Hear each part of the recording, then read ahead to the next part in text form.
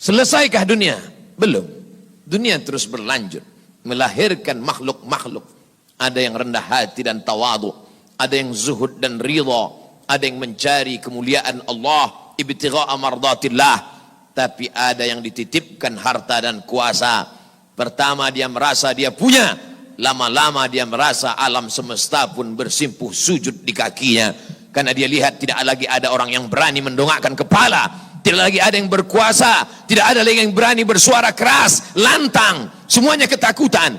Sampai akhirnya dia berkata dalam hati, aku adalah penguasa jagat raya. Kemana mereka semua? Mati. Ketika penguasa-penguasa dunia modern dengan kecanggihan teknologi berkata, kami bisa menangkal gempa. Gempa sebagaimana apapun kuatnya bisa kami atasi. Ternyata begitu ujian Allah itu datang, bangunan yang mereka bangun porak-poranda, hancur berkeping.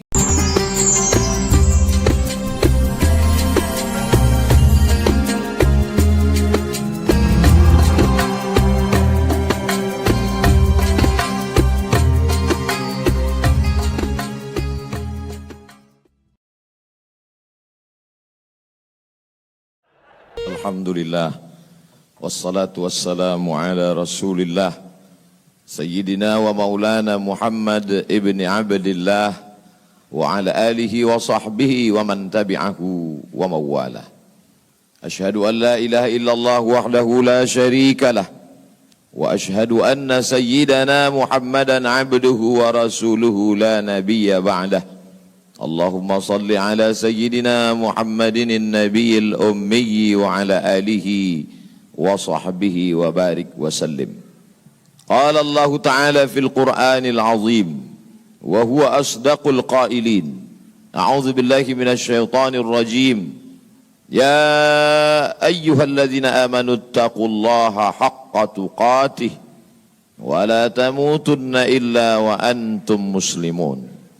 وقال تعالى في آية أخرى يا أيها الذين آمنوا اتقوا الله وقولوا قولا سديدا يصلح لكم أعمالكم ويغفر لكم ذنوبكم ومن يطع الله ورسوله فقد فاز فوزا عظيما عباد الله أوصيكم ونفسي بتقوى الله وطاعته فقد فاز المتقون. Wa kana mulkuhu 400 sanah. Begitu disebutkan dalam kitab sejarah. Wa kana mulkuhu 400 sanah. Dia berkuasa 400 tahun lamanya. Penguasa tunggal syarqan wa gharban. Dari mulai belahan timur dunia sampai ke barat. Tunduk dalam kekuasaannya. Lalu kemudian datanglah Nabi penyeru kepada tauhid menghadap penguasa yang hebat, raja segala raja di atas dunia. Menyembahlah kepada Allah. Lalu apa jawabnya? Dengan sombong dan angkuh dia berkata, Arabbun ghairi, Arabbun ghairi, adakah Tuhan lain selain aku? Adakah yang lebih berkuasa di dunia ini selain aku? 400 tahun membuat dia merasa bahwa dia Tuhan. Sampai-sampai keluar dari mulutnya, Arabbun ghairi, adakah Tuhan selain aku? Lalu kemudian apa yang terjadi? Allah subhanahu wa ta'ala mengirimkan ba'udah. Dalam Al-Quran Allah mengatakan tidak malu menciptakan ba'udah, nyamuk. Inna Allah la yastahi ayyadriba masalam ma ba'udah. Allah tidak malu menciptakan seekor nyamuk. Wa ma fauqaha, lebih kecil daripada nyamuk. Apa yang terjadi? Nyamuk itu masuk ke dalam lubang hidungnya, terus ke dalam batang hidungnya, sampai ke otaknya, dan nyamuk itu pun menggigit otak di kepalanya. Lalu kemudian dia mengambil martel memukul-mukul kepalanya. Sampai orang-orang di sekelilingnya menyangka dia gila. Sampai dia habis usaha. Makin sakit tak dapat dirasakan, tak dapat diceritakan, tak dapat diungkapkan bagaimana rasanya. Dan akhirnya dia pun mati, dicatat dalam sejarah. Dia bernama Namruz. Begitu Allah bercerita tentang orang-orang angkuh dan sombong. Dia tidak mati disambar petir, dia tidak mati ditimpa batu besar, dia tidak mati karena sesuatu yang hebat, tapi dia mati karena makhluk yang hina, yang kita pun dapat membunuhnya dalam satu kali tepukan. Berpuluh nyawa nyamuk akan mati. Tapi begitu Allah Ta'ala ingin menunjukkan kesombongan, keangkuhan orang-orang yang merasa dirinya Tuhan, jawabannya adalah kuasa Allah Subhanahu wa Ta'ala. Hari berganti, musim berubah, dunia ini diisi oleh orang-orang yang angkuh dan sombong. Selesaikah dunia dengan matinya Namruz? Tidak. Lahir lagi generasi yang lebih canggih daripada Namruz, lebih kejam daripada Namruz. Apa yang dia lakukan? Yudzabbihuna abna'ahum wa yastahyuna nisa'ahum.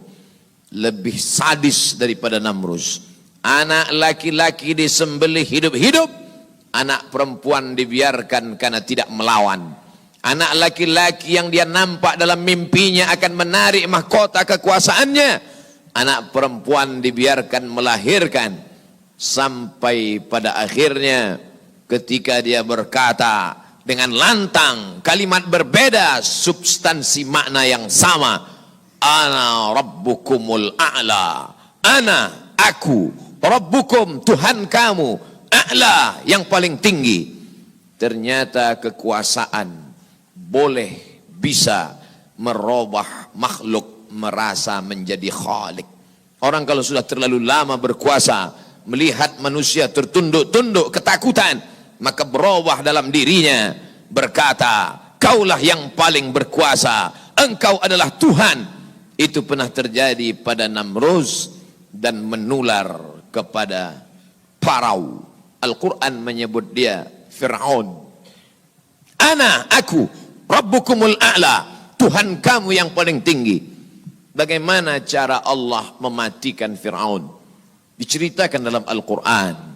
Falamma adrakahul gharaqu, ketika dia tenggelam di tengah laut merah, masuk air itu ke dalam tenggorokannya dan masuk ke dalam lehernya, terus ke dalam dan masuk ke dalam paru-parunya. Sebodoh-bodoh anak kecil tidak akan ada air masuk ke dalam paru-parunya. Anak kecil yang belajar minum, kalau sampai air masuk ke dalam saluran nafasnya, dia pasti akan tersedak. Tersedak adalah kuasa Allah. Kenapa? Karena ada saluran nafas, ada saluran minum. Udara tidak akan mungkin diisi air, karena kalau sampai air masuk ke saluran udara, maka hancurlah paru-paru. Allah ciptakan satu kuasa bernama tersedak. Tersedak adalah kuasa yang paling ringan. Anak kecil yang tak ada daya upaya pun pasti akan tersedak. Tapi Allah ingin menunjukkan kepada Fir'aun, jangankan untuk menggenggam dunia, jangankan untuk membunuh Musa, jangankan untuk mengejar Bani Israel, untuk tersedak pun kau tak kuasa, wahai Fir'aun. Apa yang terjadi? Fir'aun mati. Kenapa Allah mematikan Fir'aun dengan air? Kenapa tidak dengan batu? Kenapa tidak dengan petir yang menggelegar? Mengapa dengan air? Karena dulu bayi yang tak berdaya itu dihanyutkan ke tengah air. Wa auhayna ila ummi Musa, kami wahyukan, kami ilhamkan, kami bisikkan ke hati ibu Musa, an ardi'ihi, susukan anakmu. Fa in khifti alaihi, kalau kau takut anakmu ini akan disembelih Fir'aun, fa alqihi fil yammi, hanyutkan dia ke sungai. La takhafi, jangan kau takut, wala tahzani, jangan kau sedih, inna radduhu ilaiki, kami akan mengembalikannya kepada engkau sesuai dengan cerita yang kami kehendaki. Waja'iluhu minal mursalin, dan kami akan menjadikan dia salah satu daripada rasul yang kami pilih. 5 di antara rasul itu, salah satunya adalah Musa alaihi salam. Musa, bayi yang tak berdaya, dicampakkan ke laut, dicampakkan ke sungai Nil, selamat. Bayi yang tak dapat berenang, bayi yang tak ada kuasa, bayi yang tak ada daya upaya, selamat di atas air. Tapi penguasa, raja di atas raja, segalanya bukti-bukti kuasanya sampai hari ini menjadi bukti. Satu di antara 7 keajaiban dunia adalah piramid yang dibangun oleh Fir'aun. Tapi ternyata air yang dulu menyelamatkan bayi Musa, air yang sama menenggelamkan Fir'aun yang amat sangat berkuasa. Sekali lagi Allah ingin bercerita kepada manusia bahwa mudah bagi Allah melenyapkan makhluk-makhluk yang sombong, yang merasa diri gagah perkasa, manusia yang terkena penyakit amnesia, terlupa bahwa dia hanyalah makhluk, paru-parunya ciptaan Allah, udaranya titipan Allah, hembusan nafasnya dan tarikannya semua atas kuasa Allah. Mestinya dia berkata, la haula wa la quwata illa billah. Berakhir episode Fir'aun. Selesaikah dunia? Tidak. Muncul lagi mereka yang sombong-sombong. Macam-macam nama sejarah mencatat. Abu Lahab dengan bangganya berkata, sebelum Abu Lahab datang, datang lagi seorang pria perkasa dengan tentara bergajahnya bernama Abrahah. Dia ingin memindahkan Ka'bah karena baginya bisnis di Makkah harus dialihkan. Nun jauh di Yaman, berseberangan dengan Laut Merah, menyeberang ke Afrika. Maka ini Ka'bah harus dihancurkan. Dia bawa pasukan bala tentara. Sampai akhirnya pasukan gajah tidak ingin bergerak. Gajah makhluk Allah, binatang, tahu mengenal Allah subhanahu wa ta'ala. Dia paksa gajah itu berdiri dengan pawang-pawangnya. Akhirnya gajah itu berjalan karena amat sangat terpaksa dan di bawah tekanan. Sampai akhirnya apa yang terjadi? Datang Abdul Muttalib membawa kunci Ka'bah. Dia serahkan kepada Allah. Dia katakan di depan pintu Ka'bah, inna lihadzal baiti rabban yahmi. Sesungguhnya Ka'bah ini ada Rabb, ada Allah yang menjaga dan memeliharanya. Bukan aku yang menjaganya, kuserahkan kepada penjaganya. Inna lihadzal baiti rabban yahmi. Sesungguhnya Ka'bah ini ada penjaganya, kuserahkan dia kepada engkau ya Allah. Apa yang terjadi? Fa'arsalna alaihim tayran ababil. Kami kirimkan kepada mereka burung ababil yang dibawanya tarmihim, melontar, melempar mereka pasukan Abraha bergajah bihijaratin, dengan batu-batu min sijil, yang dipanaskan di atas api neraka. Apa yang terjadi pada pasukan Abraha? Faja'alahum ka'asfim ma'kul. Mereka seperti daun-daun yang dimakan ulat. Tahun peristiwa itu terjadi disebut dengan Amul Fil, tahun gajah, tahun kelahiran Sayyidina wa Maulana Muhammad sallallahu alaihi wasallam. Hari berganti, musim berubah, isi dunia sebenarnya itu-itu saja, namanya berbeda, tapi sebenarnya makhluknya itu-itu saja. Dia pernah bernama Namrus, dia pernah bernama Fir'aun, dia pernah bernama Abraha. Selesaikah dunia? Belum. Dunia terus berlanjut, melahirkan makhluk-makhluk. Ada yang rendah hati dan tawadu, ada yang zuhud dan ridha, ada yang mencari kemuliaan Allah, ibtigha'a mardatillah. Tapi ada yang dititipkan harta dan kuasa. Pertama dia merasa dia punya, lama-lama dia merasa alam semesta pun bersimpuh sujud di kakinya, karena dia lihat tidak lagi ada orang yang berani mendongakkan kepala. Tidak lagi ada yang berkuasa, tidak ada lagi yang berani bersuara keras, lantang, semuanya ketakutan. Sampai akhirnya dia berkata dalam hati, aku adalah penguasa jagat raya. Kemana mereka semua? Mati.